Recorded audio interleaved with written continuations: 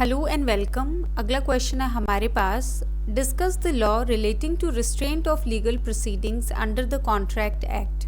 तो हमें वो लॉ बताना है जो रिस्ट्रेंट, जो रुकावट है लीगल प्रोसीडिंग्स में, उसके बारे में बात करता है कॉन्ट्रैक्ट एक्ट के अंदर। ये क्वेश्चन हमारे पास HPGS 2016 में पूछा गया है।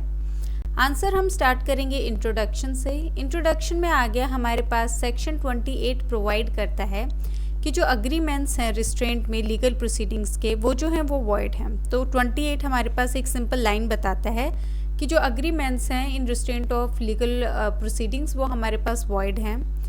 ये प्रोवाइड करता है कि जो फॉलोइंग काइंड्स ऑफ अग्रीमेंट्स हैं, जो नीचे दिए गए ये जो प्रकार के हमारे पास अग्रीमेंट्स हैं रिस्ट्रेंट ऑफ लीगल प्रोसीडिंग्स में, ये वॉइड होंगे। पहला आ गया हमारे पास एक अग्रीमेंट जो रिस्ट्रिक्ट करता है पार्टीज को इन्फोर्स करने से उनकी लीगल राइट्स एब्सोल्युटली। तो कोई भी अग्रीमेंट जो रुकावट पैदा करता है पार्टीज में कि वो इन्फोर्स ना कर पाए उनका जो लीगल राइट है एब्सोल्युटली, मतलब पूरे के पूरे तरीके से। बी आ गया एक अग्रीमेंट जो लिमिट करता है, जो पीरियड है लिमिटेशन का जो प्रोवाइड किया गया है लिमिटेशन एक्ट के अंदर। फॉर एग्जाम्पल 3 ईयर का हमारे पास कोई टाइम पीरियड गिवन है किसी कॉन्ट्रैक्ट के अगेंस्ट जो है फाइल करने के लिए पटिशन, लेकिन यहाँ पे उन्होंने जो है अग्रीमेंट में 1 ईयर कर दिया है, तो ये भी जो है वो वॉइड होगा। फिर आगे एक अग्रीमेंट जो एक्सटिंग्विश करता है राइट जो है किसी भी पार्टी का, मतलब वो ख़त्म कर देता है कोई एक राइट किसी भी पार्टी का। फिर आ गया अग्रीमेंट जो डिस्चार्ज करता है किसी भी पार्टी को उसकी लाइबिलिटी से। फॉर इंस्टेंस जो कंपनीज होती हैं, बड़ी बड़ी कंपनीज, वो कुछ एक आधा ऐसा जो है क्लोज डाल देती हैं अग्रीमेंट में, जहाँ पे बोला जाता है कि अगर आपका लगेज जो है, अगर आपका लगेज लॉस्ट हो गया है या फिर हार्म डिस्ट्रॉय हो गया है, उसको कुछ हो गया है, तो कंपनी लाइबल नहीं होगी, तो यहाँ पर डिस्चार्ज कर देता है वो अपनी लाइबिलिटी। तो ऐसे अग्रीमेंट्स भी जो हैं वो वॉइड होंगे। रैशनल में आ गया हमारे पास ये जो प्रोविज़न है ये बेस्ड है इस प्रिंसिपल पे कि किसी को भी एक्सक्लूड नहीं किया जाएगा या कोई भी खुद को एक्सक्लूड नहीं कर सकता है प्रोसीडिंग से कोर्ट की। किसी को भी डिनाई नहीं किया जा सकता है जस्टिस एक अग्रीमेंट जो है पार्टीज़ के बीच में उसके द्वारा। फिर आ गया हमारे पास एब्सोल्यूट रिस्ट्रेंट। इसमें आगे ये जो प्रोविज़न है ये एब्सोल्यूट रिस्ट्रेंट करता है लीगल प्रोसीडिंग्स को, वो वॉइड होगा। तो ये प्रोविज़न जो है ये बताता है कि पूरे के पूरे तरीके से अगर कुछ रिस्ट्रेंट डाला गया है लीगल प्रोसीडिंग्स को लेके वो वॉइड होगा। पार्शियल रिस्ट्रिक्शन जो है वो वॉइड नहीं होगा। ये जो है एब्सोल्यूट होना चाहिए इन द सेंस कि ये पूरा का पूरा एक्सक्लूड करेगा जो राइट है इनिशिएट करने का जुडिशियल प्रोसीडिंग्स ऑर्डिनरी ट्रिब्यूनल्स में या फिर कोर्ट्स में। केस लॉ आगे इसमें हमारे पास हकूम Singh versus गैमो India limited 1971 supreme court, काफ़ी ज़्यादा इंपॉर्टेंट केस लॉ है और प्री में भी जो है इसके नाम के बेसिस पे क्वेश्चन पूछा जाता है। सुप्रीम कोर्ट ने हेल्ड किया है कि जहाँ पे 2 कोर्ट्स इक्वली कॉम्पिटेंट होंगे डील करने के लिए एक सब्जेक्ट मैटर को, देन ये ओपन होगा पार्टीज़ के लिए कि वो अग्री कर सकती हैं कि ये जो डिस्प्यूट है ये एडजुडिकेट किया जाना चाहिए इनमें से किसी एक कोर्ट के द्वारा। मतलब जहाँ पे 2 ऑप्शंस है वहाँ पे पार्टी जो है नैरो डाउन कर सकती है एक ऑप्शन पे। इन केसेस में जो जुरिस्डिक्शन है कोर्ट का वो आउट्स नहीं होता है कम्प्लीटली, मतलब उसको कम्प्लीटली बाहर नहीं किया जाता है। पार्टीज इन्फोर्स कर सकती हैं अपना जो राइट्स है जुडिशियल प्रोसीडिंग्स के थ्रू। नेक्स्ट आ गया टर्म जो लिमिट करती है पीरियड ऑफ लिमिटेशन। अगर एक अटेम्प्ट किया गया है पार्टीज के द्वारा शॉर्ट करने के लिए जो टाइम है लिमिटेशन का, दैट इज रिस्ट्रिक्ट करने का टाइम जिसमें एक्शन लिया जा सकता है, देन ये इस प्रकार का जो अग्रीमेंट है वो भी वॉइड होगा इस सेक्शन के अंडर।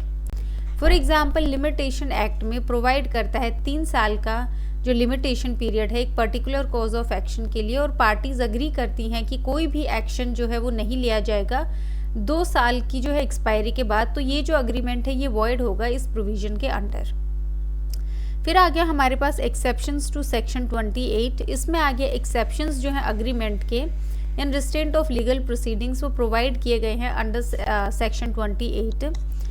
इसमें आ गया फर्स्ट एक्सेप्शन प्रोवाइड करता है कि एक कॉन्ट्रैक्ट जो है जिसके द्वारा 2 या 2 से ज़्यादा लोग अग्री करते हैं कि कोई भी डिस्प्यूट जिसमें जो अराइज हो सकता है पार्टीज़ के बीच में वो रेफ़र किया जाएगा आर्बिट्रेशन को, और सिर्फ अमाउंट अवॉर्ड की जाएगी आर्बिट्रेशन के द्वारा, वही रिकवरेबल होगी।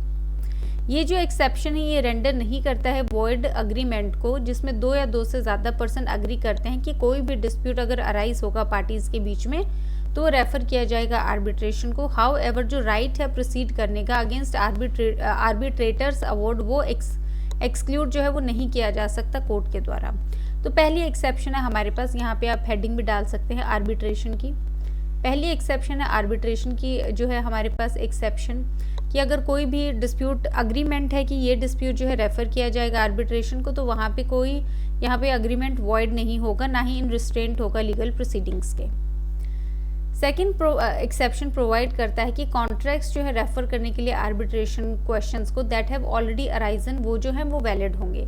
जैसे बहुत बड़ी जो कंपनीज़ के द्वारा अग्रीमेंट्स बनते हैं, तो जो कॉन्ट्रैक्ट्स बनते हैं उसमें क्या होता है, बहुत सारे जो टर्म्स होते हैं, जैसे आपके पास 3 टॉपिक्स हैं जो उन्होंने बोला है कि अगर ये डिस्प्यूट्स अराइज हुए हैं तो ये आर्बिट्रेशन के बाद जाएंगे। टोटल 5 डिस्प्यूट्स अराइज हो गए हैं, जिनमें से 3 ऑलरेडी डिसाइडेड थे। तो ये जो 3 डिस्प्यूट्स हैं ये आर्बिट्रेशन के पास अगर जा रहे हैं तो ये जो है अग्रीमेंट वॉइड नहीं होगा।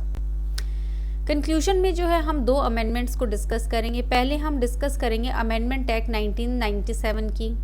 ये प्रोवाइड करता है कि सारे के सारे क्लोजेस जो एक्सटिंग्विश करते हैं राइट जो है पार्टीज़ के, वो वॉइड होंगे उस एक्सटेंट तक। तो जहाँ तक रुकावट डालते हैं जो या फिर ख़त्म करते हैं जो राइट्स हैं पार्टीज़ के, उस एक्सटेंट तक वॉइड होंगे। जो आर्टिफिशियल और कलरेबल डिस्टिंक्शन है बिटवीन जो shortening the period of limitation, जो लिमिटेशन पीरियड को शॉर्टन करने में और जो एक्सटिंग्विश करने में जो राइट है, वो उन दोनों को जो है ख़त्म कर दिया था इस अमेंडमेंट एक्ट ने। फिर आ गया अमेंडमेंट एक्ट जो है 2003 का। वो प्रोवाइड करता है कि ये जो सेक्शन है ये रेंडर नहीं करेगा इलीगल एक कॉन्ट्रैक्ट को जो राइटिंग में होगा, जिसके द्वारा कोई भी बैंक या फिर फाइनेंशियल इंस्टीट्यूशन वो डालता है एक टर्म, एक कंडीशन लगाता है, एक टर्म लगाता है गारंटी में या फिर एक अग्रीमेंट में, मेकिंग अ प्रोविजन, जो एक अग्रीमेंट जो गारंटी का प्रोविजन दे रहा है एक्सटिंग्विश करने के लिए राइट जो है या डिस्चार्ज करने के लिए किसी भी पार्टी को किसी भी लाइबिलिटी से on the expiry of specified period, की स्पेसिफाइड पीरियड के बाद, जैसे 3 साल के बाद इस पर्सन की गारंटी ख़त्म हो जाएगी, तो ये जो है वॉइड नहीं माना जाएगा। Which is not less than 1 year from the date of occurring of specified event. और ये जो माना जाएगा कि जब जिस दिन स्पेसिफाइड इवेंट हुआ है उससे 1 साल के इसका टाइम नहीं होगा, इससे ज़्यादा मतलब 1 साल से ज़्यादा का ही टाइम दिया जाएगा एक्सटिंग्विश करने के लिए, डिस्चार्ज करने के लिए उस पार्टी को लाइबिलिटी से। तो बेसिकली यहाँ पे 2 पॉइंट्स हैं हमारे पास, एक अमेंडमेंट एक्ट 1997 का है, एक अमेंडमेंट एक्ट 2013 का है, जिसके साथ हम आंसर को कंक्लूड करेंगे। अब इस क्वेश्चन में 2-3 बातें ध्यान रखने वाली हैं। पहला ये कि हमने 10-15 मार्कर के हिसाब से किया है। क्वेश्चन 1-2 स्टेट्स में पूछा गया है, लेकिन फिर भी थोड़ी बहुत प्रोबेबिलिटी होती है पूछे जाने की, क्योंकि आजकल जुडिशरी का जो पैटर्न है वो काफ़ी चेंज हो रहा है और बहुत स्टेट्स में बहुत ही अनएक्सपेक्टेड क्वेश्चंस पूछे जा रहे हैं।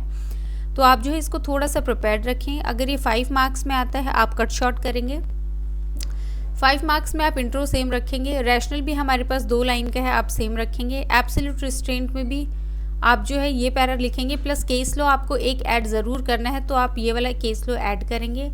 Terms limiting the period of limitation का आप एग्जाम्पल स्किप करेंगे। एक्सेप्शंस में जो फर्स्ट एक्सेप्शन है आप इसको इतने बड़े पैराग्राफ में ना लिख के सिर्फ एक लाइन में लिखेंगे कि आर्बिट्रेशन की रेफ़र किया जाए आर्बिट्रेशन को, या जो अमाउंट अवॉर्ड की गई है आर्बिट्रेशन के द्वारा वो रिकवरेबल होगी, सिर्फ यहाँ तक लिखेंगे। दूसरा आपका एक ही लाइन की एक्सेप्शन है, आप ये लिखेंगे। अगर कंक्लूजन आपको छोटा करना है तो आप 1997 की अमेंडमेंट स्किप करके जो लेटेस्ट अमेंडमेंट है हमारे पास 2013 की, उसके साथ आप कंक्लूड कर सकते हैं। तो आप जो है स्मार्टली थोड़ा सा क्वेश्चन को कट करेंगे। बाकी जो है इस आंसर में हमने सब कुछ इंक्लूड कर लिया है। So thank you.